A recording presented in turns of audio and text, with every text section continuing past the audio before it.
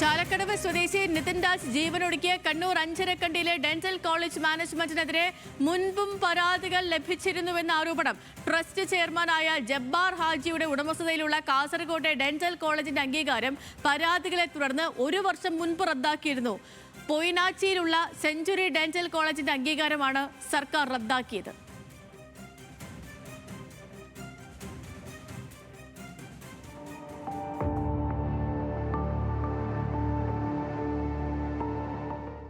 കണ്ണൂർ അഞ്ചരക്കണ്ടിയിലെ വിവാദ കോളേജിന്റെ മാനേജ്മെന്റ് തന്നെയായിരുന്നു കാസർഗോഡ് പൊയിനാച്ചിയിലുണ്ടായിരുന്ന ഡെന്റൽ കോളേജിന്റെയും നടത്തിപ്പുകാർ. Century international institute of dental science and research centre എന്നായിരുന്നു സ്ഥാപനത്തിന്റെ പേര്. സ്ഥാപനത്തിന് അടിസ്ഥാന സൗകര്യങ്ങൾ പലതുമില്ല.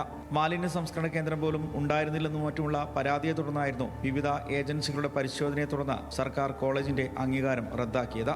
2025-26 അധ്യയന വർഷത്തേക്കുള്ള പ്രവേശനത്തിനുള്ള സി മാട്രിക്സ് അംഗീകരിക്കാനുള്ള നിർദ്ദേശം കേരള സർക്കാർ നിരസിച്ചു. ഡെന്റൽ കൗൺസിൽ ഓഫ് ഇന്ത്യയുടെ ശുപാർശകൾ, കോടതി നടപടികൾ, മെഡിക്കൽ വിദ്യാഭ്യാസ director, Kerala university of health science എന്നിവരുടെ റിപ്പോർട്ടുകൾ പരിശോധിച്ച ശേഷം ആരോഗ്യ കുടുംബക്ഷേമ വകുപ്പ് 2025 ഡിസംബർ 16 പുറപ്പെടുവിച്ച ജിയോ പ്രകാരമായിരുന്നു നടപടിക്രമങ്ങൾ. ഇതേ തുടർന്ന് കേരള യൂണിവേഴ്സിറ്റി ഹെൽത്ത് എഡ്യൂക്കേഷനാണ് സ്ഥാപനത്തിന്റെ അംഗീകാരം റദ്ദു ചെയ്തത്. പഞ്ചായത്തിൻ്റെ ലൈസൻസ് പോലും ഇല്ലാതെയാണ് ആ കെട്ടിടം അവിടെ പ്രവർത്തിക്കുന്നതിനുള്ള വിവരം കിട്ടി. തുടർന്ന് വർഷങ്ങളോളം അതിനുശേഷം മനുഷ്യാവകാശ കമ്മീഷനിൽ ഇടപെട്ടു. ജസ്റ്റിസ് മോഹൻകുമാറായിരുന്നു അതിൻ്റെ കമ്മീഷൻ. അദ്ദേഹം പറഞ്ഞു ഈ ഡെന്റൽ കോളേജ് അടച്ചു പൂട്ടേണ്ടതാണ് എന്ന് പറഞ്ഞു. പക്ഷേ അതിനുശേഷവും നാളിതുവരെയായി 10-20 വർഷമായി ഈ നിയമപോരാട്ടം ഇങ്ങനെ നടന്നുകൊണ്ടിരിക്കുന്നു. നാളിതുവരെയായി അത് അടച്ചുപൂട്ടേണ്ട വക്കലിലേക്ക് എത്തിയില്ല. 2 വർഷമായി ഇവിടെ അഡ്മിഷൻ നിർത്തിവെച്ചിട്ട് നിലവിലുള്ള വിദ്യാർത്ഥികളെ സംസ്ഥാനത്തെ മറ്റ് കോളേജുകളിലേക്ക് പുനർവിന്യസിക്കാനായിരുന്നു പരിശോധന നടത്തിയ ഏജൻസികളുടെയും ആരോഗ്യവകുപ്പ് ഡയറക്ടറേറ്റിന്റെയും നിർദ്ദേശം. ദന്തൽ മെഡിക്കൽ കോളേജായി തുടങ്ങിയ സ്ഥാപനം ഇപ്പോൾ ഒരു ദന്താശുപത്രി മാത്രമായാണ് പ്രവർത്തിക്കുന്നത്. അഞ്ചരക്കണ്ടിയിലെ വിവാദ മാനേജ്മെന്റിന് കീഴിലുള്ള മറ്റൊരു കോളേജാണ് എനിക്ക് പുറകിലുള്ളത്, സെഞ്ചുറി ഡെന്റൽ കോളേജ്. ഇതിൻ്റെ അംഗീകാരം കഴിഞ്ഞ വർഷം സർക്കാർ റദ്ദാക്കിയിരുന്നു. സ്വകാര്യ സ്വാശ്രയ മാനേജ്മെൻറ്റുകളുടെ കെടുകാര്യസ്ഥതയ്ക്ക് ഉദാഹരണം ഇനിയും നിരവധിയാണ്. കാസർഗോഡ് നിന്നും രതീഷ് വാസുദേവൻ, ന്യൂസ് മലയാളം. രതീഷ് വാസുദേവൻ തന്നെ നമുക്കിപ്പം തത്സമയം ചേരുന്നുണ്ട്. Ratheesh, good morning. അപ്പോൾ പ്രശ്നക്കാർ അധ്യാപകർ മാത്രമല്ല, മാനേജ്മെന്റ് പണ്ടേ പ്രശ്നക്കാരാണ്.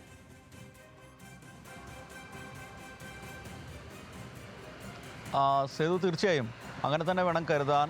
ഈ മാനേജ്മെൻറ്റിന് കീഴിലുള്ള നിരവധി കോളേജുകൾ, ഇത്തരത്തിൽ നിരവധി വിദ്യാഭ്യാസ സ്ഥാപനങ്ങൾ, ഈ മാനേജ്മെൻറ്റ് തുടങ്ങിയ നിരവധി വിദ്യാഭ്യാസ സ്ഥാപനങ്ങൾ ഇത്തരത്തിൽ അടിസ്ഥാന മാനദണ്ഡങ്ങൾ പാലിക്കാതെയാണ് തുടങ്ങിയെന്ന് പറയുകയും പിന്നീട് പല ഘട്ടങ്ങളിലായി ഈ പാഠ്യ കാലാവധിക്കിടയിൽ പലപ്പോഴും നിർത്തിപ്പോകേണ്ടതോ അല്ലെങ്കിൽ അവിടെ നടപടികൾ നേരിടുകയേണ്ട സാഹചര്യം ഉണ്ടായിട്ടുണ്ട്.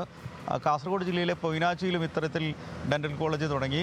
ഒരു സാധാരണ അതിന് സൗകര്യങ്ങളില്ലാത്ത ഒരു കെട്ടിടത്തിലാണ് തുടങ്ങിയത്. അടിസ്ഥാന സൗകര്യങ്ങൾ ഉണ്ടായിരുന്നില്ല, മാലിന്യ സംസ്കരണ സംവിധാനങ്ങൾ ഉണ്ടായിരുന്നില്ല. സാധാരണ ഒരു കെട്ടിടം ഇത്തരം പദ്ധതികളൊക്കെ തുടങ്ങുമ്പോൾ കിട്ടുന്ന അത്തരത്തിലൊരു മാനദണ്ഡം ഉണ്ടായില്ല. പ്രാഥമികമായി പഞ്ചായത്തിൻ്റെ പോലും ഒരു ലൈസൻസ് കൂടെ അല്ല ആ കെട്ടിടത്തിൻ്റെ കാര്യങ്ങൾ തുടങ്ങിയത്. തുടർന്ന് നാട്ടുകാരുൾപ്പെടെ മാലിന്യ സംസ്കരണത്തിനെതിരെയൊക്കെ വലിയ പ്രതിഷേധം വന്നു. തുടർന്ന് കാഞ്ഞങ്ങാട് സ്വദേശിയായ ഷാജി ഇത് സംബന്ധിച്ച് പരാതി നൽകി. പക്ഷേ ആദ്യഘട്ടത്തിലൊന്നും തന്നെ ഈ പരാതി പരിഹരിക്കാൻ ജില്ലാ ഭരണകൂടം ഉൾപ്പെടെ തയ്യാറായില്ല. പിന്നീട് വിവരാവകാശ നിയമം അനുസരിച്ച് വിവരങ്ങളെടുത്ത ശേഷം അദ്ദേഹം കൂടുതൽ പരാതികളുമായി മുന്നോട്ട് പോയതിനെ തുടർന്നാണ് നടപടി ഉണ്ടായിരുന്നത്. തുടർന്ന് ഏജൻസികളുടെ പരിശോധനയിൽ അടിസ്ഥാന സൗകര്യമില്ലാതെയാണ് അവിടെ പഠനം നടത്തുന്നത്. അതുകൊണ്ട് തന്നെ ഇതിന് അംഗീകാരം കൊടുക്കാൻ കഴിയില്ല എന്ന നിർദ്ദേശം വന്നു. തുടർന്ന് അവിടെ പഠിച്ചിരുന്ന വിദ്യാർത്ഥികളെ സംസ്ഥാനത്തിൻ്റെ മറ്റ് ഭാഗങ്ങളിലുള്ള കോളേജുകളിലേക്ക് മാറ്റി ചേർക്കാനുള്ള നിർദ്ദേശം തുടങ്ങി. അതിനുശേഷമാണ് സംസ്ഥാന സർക്കാർ ഇതിൻ്റെ അംഗീകാരം റദ്ദാക്കുന്ന സാഹചര്യം ഉണ്ടായത്. എന്തായാലും ഈ മാനേജ്മെൻറ്റിൻ്റെ കീഴിലുള്ള നിരവധി വിദ്യാഭ്യാസ സ്ഥാപനങ്ങൾ ഇത്തരത്തിൽ പല കാലഘട്ടങ്ങളിലായി വേണ്ട തരത്തിലുള്ള അംഗീകാരമില്ലാതെ നിർത്തിപ്പോകുന്ന സാഹചര്യം ഉണ്ടായിട്ടുണ്ട്. ഇപ്പോൾ ഈ ഡെന്റൽ കോളേജ് എന്ന് പറഞ്ഞു തുടങ്ങിയ ഈ സംവിധാനം ഇപ്പോൾ ഒരു ദന്തൽ ആശുപത്രി മാത്രമായാണ് ബോർഡ് വെച്ച് പ്രവർത്തിക്കുന്നത്. അതും കാര്യമായ പ്രവർത്തനമില്ല. എന്തായാലും ഇത്തരത്തിൽ മാനദണ്ഡങ്ങളില്ലാതെ സ്വാശ്രയ മേഖലയിൽ ഇത്തരത്തിൽ പണമുണ്ടാക്കാൻ വേണ്ടി മാത്രം ചില സംവിധാനങ്ങൾ തുടങ്ങുന്ന രീതി ഈ മാനേജ്മെന്റിന് നേതൃത്വത്തിലുണ്ട് എന്ന് തെളിവാക്കുന്ന നിരവധി കാര്യങ്ങളുണ്ട്.